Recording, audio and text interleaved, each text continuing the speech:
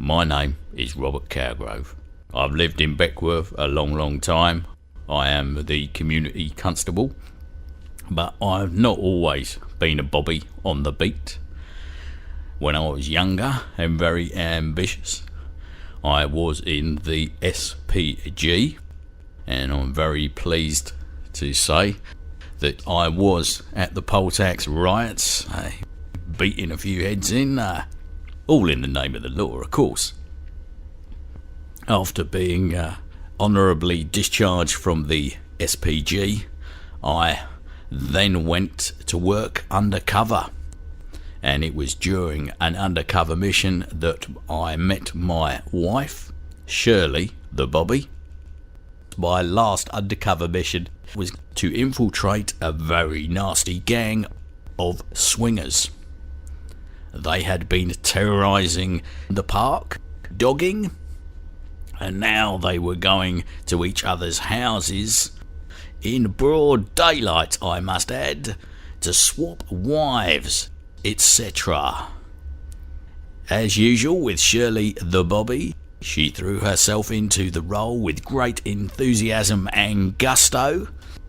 In fact, it was during a carnal scrum that she managed to arrest a wanted felon. He did not realise what was going on at the time. He just thought, hey, handcuffs, kinky. I myself was able to walk through the swingers' party unapprehended, a bit like a ghost, you might say. I thought I looked quite fetching in my gimp mask and my thong, but others didn't seem to take a great deal of notice. Shirley later said it might have been the fact that I was wearing a helmet and had my truncheon. A dead giveaway, some might say. But in my defence, I said, Shirley, it's always good to be ready to defend oneself. Never be without your trusty truncheon. And the helmet, she said, well, you never know, someone might want to bonk you over the head. I have fond memories of those swinging parties, as I didn't get involved much myself. As I said, I could wander unmolested through the swinging parties, and I would often find myself a quiet nook and settle down and watch a good film on VHS. It's funny, a lot of those swingers had vast VHS collections, and I got to see films all the way through, a lot of the classics.